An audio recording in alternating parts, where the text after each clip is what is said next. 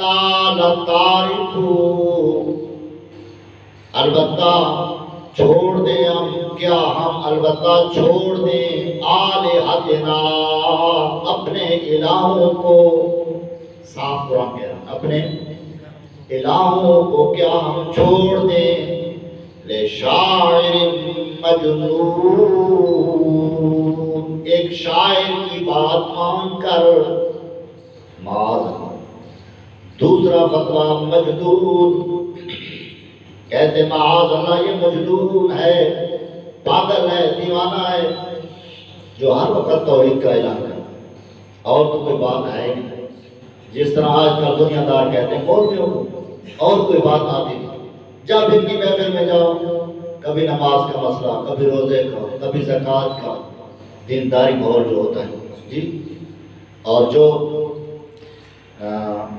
جن کو ایمان کی دعوت ہے وہاں پر مسئلہ توحید بیان کیا جاتا ہے، مسئلہ رسالت بیان کیا جاتا ہے، جو ایمان لا چکے ہوتے ہیں ان پر اعمال کی کوشش کی جاتی ہے، زور دیا جاتا ہے اعمال صالحہ، تو موقع کی مناسبت سے مبلغ کا جو کام یہی ہے، ہر وقت یہی بات کریں، دنیا دار کہتے ہیں ان کی تو اور کوئی بات بھی نہیں، ہر وقت یہی بات۔ لشاعر مجنون، معاذ اللہ، آپ صلی اللہ علیہ وسلم کو شاعر کا فتویٰ لگایا، حالانکہ اللہ کریم نے فرمایا وما علمناہ الشعر وما ينبغي له ان هو الا ذکر وقرآن مبین، شاعرانہ کلام کرنا یہ پیغمبر کی شان نہیں، شاعر ہونا یہ انبیاء علیہ السلام کی صفت نہیں، پیارے پیغمبر کریم صلی اللہ علیہ وسلم شاعر نہیں تھے۔ کبھی کبھار کوئی جملہ کہہ دیا جن کا وزن مل گیا شیر کی طرح، تو یہ کوئی دلچسپی نہیں تھی آپ صلی اللہ علیہ وسلم، شاعرانہ کلام میں آپ صلی اللہ علیہ وسلم کو کوئی دلچسپی نہیں تھی، نہ آپ شاعر تھے، نہ یہ آپ کی صفت ہے۔ وجہ شاعر میں غلو ہوتا ہے، جب کوئی شاعر کلام کرتا ہے تو کبھی تو وہ اپنے ممدوح کو جس کے بارے اس نے کلام لکھی ہے، جو اس کا آئیڈیل ہوتا ہے، جو اس کا خیال اور تصور ہوتا ہے، کبھی تو وہ اتنا غلو کر جاتا ہے آسمان سے ملا دیتا ہے، اور کبھی زمین میں دھنسا دیتا ہے، تو شاعر بہرحال جھوٹ سے بچ نہیں سکتا جی۔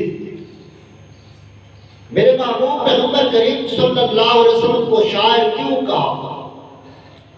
کہ قرآن پاک کا جو نظم ہے، قرآن پاک کی جب آپ تلاوت فرماتے تھے، قرآن کا ایسا حسن تھا، وہ کہتے یہ تو شاعر ہے، کبھی کہتے ہیں مجنون ہے، ہر وقت ایک ہی بات، لا الہ الا اللہ، لا الہ الا اللہ، قولوا لا الہ الا اللہ، اور تو کوئی بات اس کے پاس ہے نہیں، اور پھر کہتے معاذ اللہ یہ جھوٹا ہے، اور یہ جھوٹا کہنا، کذاب کہنا، قرآن پاک نے بیان فرمایا مختلف مقامات پر کہ یہ آپ صلی اللہ علیہ وسلم کو مجنون یا کذاب کیوں کہتے ہیں؟ حقیقت فرمایا نہیں، مجنون اس لیے کہتے تھے جس طرح ایک مجنون آدمی کے دماغ میں کوئی بات آ جائے تو ہر وقت وہی کہتا رہتا ہے جو زبان پر آ جائے، تو انہوں نے مجنون کے حال کی طرح آپ صلی اللہ علیہ وسلم کا حال دیکھا کہ اور کوئی کلام کرتا نہیں ہے، لگتا ہے یہ تو مجنون ہے، معاذ کذاب کیوں کہا؟ حالانکہ وہ زمانہ نبوت سے پہلے، اعلان نبوت سے پہلے، وہ اپنی محفلوں میں ہر وقت یہی تذکرہ فرماتے تھے کہ اگر ہمارے ہاں کوئی سچا آئے تو محمد رسول حضرت محمد کریم صلی اللہ علیہ وسلم، آپ صلی اللہ علیہ وسلم کو ابھی تک رسالت نہیں ملی تھی، آپ کو سچا پہلے تسلیم کر دیا۔ پھر نزول وحی کے بعد، نبوت ملنے کے بعد کذاب کا فتویٰ کیوں لگا؟ اس لیے لگایا اس کی بھی قرآن نے وضاحت فرمائی کہ وہ کہتے تھے یہ بات ہم نے پہلوں میں سے نہیں سنی، یہ کوئی الگ بات ہے، معاذ اللہ، وہ اپنے مقام پر آئے گا انشاءاللہ۔ بل جاء بالحق وصدق المرسلین، مالک نے جواب دیا بل جاء بالحق، پیغمبر کریم شاعر بھی نہیں ہے کیونکہ شاعر تو جھوٹا ہوتا ہے، پیغمبر کریم معاذ اللہ مجنون بھی نہیں ہے کیونکہ مجنون بھی جس کا عقل ٹھکانے نہ ہو وہ بھی کبھی بات جھوٹی کر جاتا ہے۔ بل جاء بالحق وصدق المرسلین، میرے محبوب پیغمبر کریم سچے آئے، سچ آیا ان کے پاس، اور صرف سچے بھی نہیں، جتنے پیغمبر گزرے سب کی تصدیق کرنے والے، جو تصدیق کرتا ہے یہ بھی دلیل ہے کہ وہ سچا ہے، تو سچے کی بات کی تصدیق کرے یہ تو بہت بڑا سچا ہوا۔ وصدق المرسلین، اور مقام دے سورہ یونس،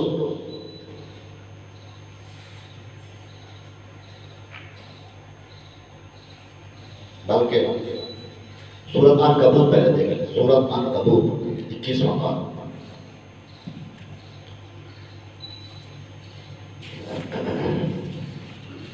آیت نمبر 61۔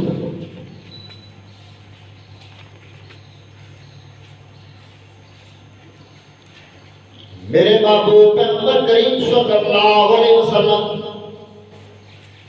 وہ اللہ کریم کی صفات کو مانتے ہیں پھر بھی مشرک، یہ دلیل عقلی اعترافی۔ میرے محبوب صلی اللہ علیہ وسلم ان سے پوچھیں، سوال کریں، دلیل عقلی اعترافی کیا ہوگی پہلے یہ سمجھیں۔ دلیل دعوے کو ثابت کرنے کے لیے اللہ کریم نے ایک دعویٰ پیش کیا کہ میں ہی الہ ہوں اور کوئی الہ، پھر اس دعوے کے اس بات کے لیے مختلف قسم کے دلائل ہوتے ہیں۔ دلائل کی بہت سی اقسام ہیں، دلیل عقلی، دلیل نقلی، دلیل واحد۔ دلیل واحد کا مطلب یہ ہوتا ہے کہ میرا محبوب پیغمبر یہ مسئلہ خود گھڑ کے بیان نہیں کر رہا، بلکہ یہ معمول من اللہ ہے، اللہ کی طرف سے پابند ہے اس مسئلے کا، اور یہ مسئلہ پہنچانے میں میرا محبوب پیغمبر اکیلا بھی نہیں ہے، آپ کے ساتھ پہلے انبیاء علیہ السلام نے بھی یہی پیغام پہنچایا۔ دلیل نقلی کا مطلب یہ ہوتا ہے کہ یہ مسئلہ نقل کے بھی خلاف نہیں ہے۔ پھر نقل کی کئی قسمیں، پہلے انبیاء علیہ السلام سے نقل، پہلے انبیاء علیہ السلام کی کتابوں سے نقل، ان کے ماننے والے علماء سے نقل، یعنی علماء اہل کتاب، اسی طرح پرندوں سے نقل، ہدہد سے، چیمٹی سے نقل، مسئلہ توحید۔ چیمٹی بھی کہہ رہی ہے کہ عالم الغیب کون ہے، پرندہ ہدہد بھی کہہ رہا ہے کہ احط بما لم تحط به وجئتک من سابعی بے نابعی یقین، جو خبر میں لاؤں اس کا تجھے علم ہو۔ کس کو کہہ رہا ہے؟ اللہ کے نبی کو کہہ رہا ہے۔ تو چیمٹی سے بھی دلیل نکلی، ہدہد سے دلیل نکلی، تو یہ دلائل ہوتے ہیں مسئلہ توحید کو واضح کرنے کے لیے۔ اسی طرح دلیل عقلی ہوتی ہے، اس کا مطلب یہ ہوتا ہے کہ یہ مسئلہ عقل کے بھی خلاف نہیں ہے۔ پھر دلیل عقلی کی کئی اقسام ہیں۔ دلیل عقلی پہلے دو قسمیں سمجھ رہے ہیں، ایک دلیل عقلی محض اور ایک دلیل عقلی اعترافی۔ دلیل عقلی محض یہ ہوتی ہے کہ مد مقابل کے سامنے دلیل پیش کی جاتی ہے، یہ مسئلہ عقل کے مطابق ہے، اس کو منوایا نہیں جاتا، اس سے اعتراف نہیں کروایا جاتا۔ پھر دلیل محض جو ہے اس کی پھر دو قسمیں ہیں، دلیل آفاقی اور انفسی۔ دلیل عقلی انفسی انسان کے وجود کا تذکرہ ہوتا ہے۔ اللہ کریم فرماتے ہیں میں نے تمہاری آنکھ بنائی، کان بنایا، تمہارا جسم تمہارا بنایا، تمہارے آباء و اجداد کو بنایا، میں تمہارا خالق غالب. اسی طرح دلیل عقلی محض کی ایک دوسری قسم ہے دلیل عقلی آفاقی، بڑے بڑے امور کا تذکرہ. پھر دلیل عقلی آفاقی کی 3 اقسام ہیں. دلیل عقلی آفاقی علویات، اوپر والی چیزوں کا تذکرہ، آسمان بنائے، سورج چاند ستارے بنائے. پھر دلیل عقلی آفاقی کی دوسری قسم ہے سفلیات کا تذکرہ. سفلیات یہ قسم ہے نیچے والی چیزوں کا تذکرہ، زمین بنائی، پہاڑ بنائے، اور اسی طرح بر و بحر کی مخلوق بنائی. اسے کہتے ہیں دلیل عقلی آفاقی سفلیات. تیسری قسم اس کی ہے جویات، درمیانی امور کا تذکرہ. فضا بنائی، ہوا بنائی، اور اس ہوا میں پرندے اڑائے، تمہارے جہاز اڑائے. جی تو اس قسم کے دلائل ہوتے ہیں. اس کا مطلب کیا ہوتا ہے؟ دعوے کو ثابت کرنا. دعوے کو، یہ آپ کا بھی رواج ہے نا، عدالتوں میں کوئی دعویٰ کرے کہ فلاں رقبہ میرا ہے، فلاں جائیداد میری ہے، اس پر قبضہ ناجائز فلاں نے کیا ہے، تو آپ سے جج اور قاضی ثبوت مانگے گا، آپ سے گواہ مانگے گا، آپ سے دلیل مانگے گا. تو یہی، حالانکہ اگر اللہ کریم دلائل نہ دیتے تو پھر بھی ہم ماننے پر مجبور تھے. لیکن یہ اللہ کریم کا احسان ہے امت پر، انسانوں پر، جنات پر. اس نے اپنی پہچان کروائی، مسئلہ توحید منوایا دلائل کے ساتھ. اور پھر دلیل عقلی کی دوسری قسم ہے دلیل عقلی اعترافی، جسے مفسرین کی اصطلاح میں کہتے ہیں دلیل عقلی اعترافی.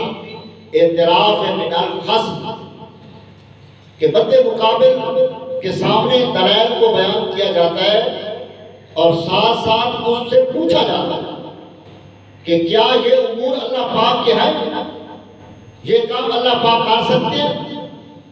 تو مد مقابل جواب دیتا ہے ہاں یہ اللہ کریم کر سکتا ہے. پھر اس کو اس دعوے کی طرف لایا جاتا ہے. جب یہ کام اللہ کر سکتا ہے تو پھر اسی کو الہ ہوگا، اسی کو. بات سمجھ آ رہی؟ آپ کو مجھے رکھیں اس یاد پر. یہ ہے دلیل عقلی اعترافی. وَلَئِنْ سَأَلْتَهُم مَّنْ خَلَقَ السَّمَاوَاتِ وَالْأَرْضَ، سب کو مل گیا. اور البتہ اگر سألتہم پوچھے آپ ان سے، یعنی مشرکین مکہ سے، من خلق السماوات والارض، کس نے پیدا کیا آسمانوں کو اور زمین کو؟ آسمانوں کا خالق کون؟ زمین کا خالق کون؟ ان سے پوچھے. وَسَخَّرَ الشَّمْسَ وَالْقَمَرَ، اور کس نے مسخر کیا سورج کو اور چاند کو؟ یہ نظام شمسی قمری چلانے والا کون؟ اگر آپ پوچھیں لا یقولن اللہ، البتہ ضرور بھی ضرور جواب دیں گے وہ اللہ. ان کا پیدا کرنے والا کون؟ فَأَنَّا يُؤْفَكُونَ. فرمایا جب جواب دیتے ہیں کہ ان کو پیدا کرنے والا، تصرف کرنے والا اللہ، پھر کہاں سے تجھے چکر آتے ہیں؟ فَأَنَّا يُؤْفَكُونَ.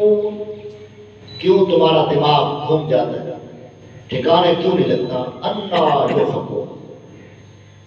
استاد صاحب مانا فرماتے تھے فَأَنَّا يُؤْفَكُونَ، کتھوں تو آپ الٹیاں پھیریاں نہیں، کتھوں تمہارا دماغ چکراویں دے. اللہ یبسط الرزق لمن یشاء من عبادہ ویقدر. جی اللہ یبسط الرزق، اللہ کریم کشادہ فرماتے ہیں روزی کو، لمن یشاء من عبادہ، جس بندے کے لیے چاہے اپنے بندوں میں سے، ویقدر لا، اور جس کو چاہے اس کی روزی تنگ کر دیں. یہ مسئلہ چل رہا تھا ہجرت کا. پس منظر کی طرف میں نہیں جاتا، وضاحت پھر لمبی ہو جائے گی، کہ جو ہجرت نہیں کرتے تھے اس وجہ سے کہ ہم بھوک سے مر جائیں. تو اللہ کریم نے دلائل کے ساتھ مسئلہ سمجھایا کہ روزی کا ضامن کہاں ہے؟ اللہ۔ اس وقت اسی طرح ہجرت فرض تھی جس طرح کلمے کی شہادت فرض ہے، لیکن آپ صلی اللہ علیہ وسلم نے فتح مکہ کے بعد فرمایا لا ہجرت بعد الفتح، ہجرت کیونکہ مکہ معظمہ پھر دارالاسلام بن گیا، اس کے بعد جو پہلا حکم تھا ہجرت کا پھر وہ منسوخ ہو گیا۔ یہ الگ عنوان ہے۔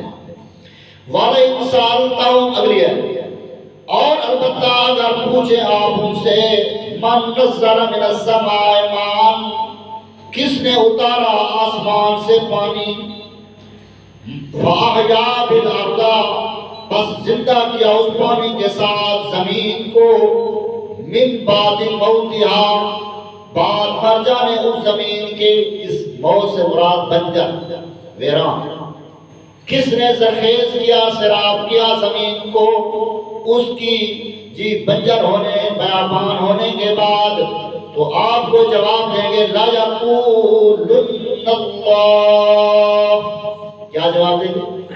ضرور بھی ضرور کہیں گے اللہ۔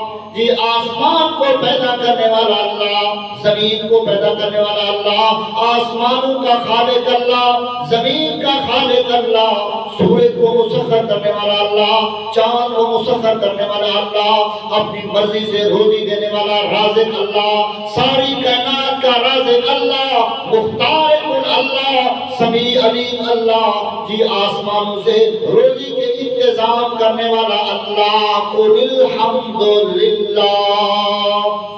پھر کہتے ہیں میرے محبوب پیغمبر کریم صلی اللہ علیہ وسلم الحمدللہ۔ پھر اللہ کریم کی توحید کو کیوں نہیں مانتے، اس کی صفات الوہیت کو کیوں نہیں مانتے؟ کہہ دو نا الحمدللہ۔ سورۃ یونس 11 آیت نمبر 31۔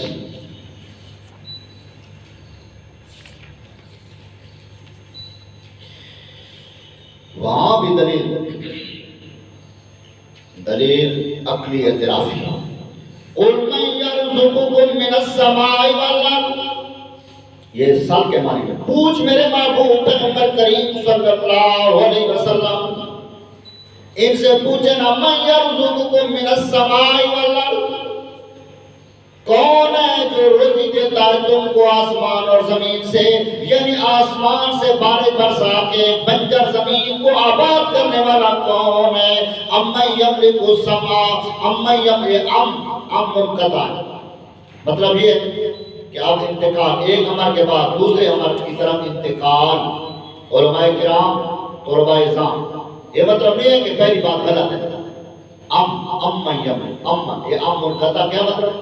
اب اس طرف توجہ کریں، اب یہ بات بھی سن لیں، اب یہ بات بھی سن لیں، یہ مطلب نہیں ہے کہ پہلی بات غلط ہے۔ جی من یرزقکم من السماء والارض امن یملک السماء، بتلاؤ تو صحیح کون مالک ہے کاموں کا، قوت سما کا مالک کون، والابصار آنکھوں کا مالک کون، قوت بصارت کا مالک کون، ومن یخرج الحی من المیت، کون زندہ کرتا ہے زندہ کو مردہ سے، کون نکالتا ہے زندہ کو مردہ سے، وَيُخْرِجُ الْمَيِّتَ مِنَ الْحَيِّ، اور کون نکالتا ہے مردہ کو زندہ سے۔ جس طرح یہ مثال مشہور ہے کہ مرغی زندہ، انڈا مردہ، پھر انڈا مردہ، چوزا زندہ۔ کافروں میں سے مومن پیدا کرنے والا کون ہے؟ ایمانداروں سے کافر پیدا کرنے والا کون ہے؟ نوح علیہ السلام اللہ کے محبوب پیغمبر ہیں، بیٹا کے نام کافر ہے۔ حضرت ابراہیم خلیل اللہ جد الانبیاء پیغمبر ہیں، شان والے اللہ کے خلیل، ان کا باپ کافر ہے۔ کافروں میں سے یعنی مردوں میں سے ایماندار زندہ پیدا کرنے والا کون ہے؟ جی زندوں سے یعنی ایمانداروں سے، نیکوکار لوگوں سے بد کردار پیدا کرنے والا کون؟ جی وَمَن يُدَبِّرُ الْأَمْرَ، اس جہان کی تدبیروں کو چلانے والا کون؟ وَمَن يُدَبِّرُ الْأَمْرَ فَسَيَقُولُونَ اللَّهُ، آپ کو عنقریب یہی جواب دیں گے سب کام کرنے والا اللہ۔ یہ مشرکین مکہ کا عقیدہ میرے دو بزرگان 14ویں صدی کے نام یاد تھا اسلام سے، یہ بھی نمبر لے گئے مشرکین مکہ۔ آج کا مشرک کیا بولتا ہے؟ داعی اسلام۔ ہدایت بخشش کتاب کا نام ہے۔ حضرت شیخ عبد القادر جیلانی رحمہ اللہ کے متعلق بولتے ہیں ذی تصرف بھی ہے، معزون بھی ہے، مختار بھی ہے۔ ذی تصرف بھی ہے، معزون بھی ہے، مختار بھی ہے، کار عالم کا مدبر ہے عبد القادر۔ ہدایت بخشش کتاب کا نام مولوی احمد رضا بریلوی کی تصنیف ہے۔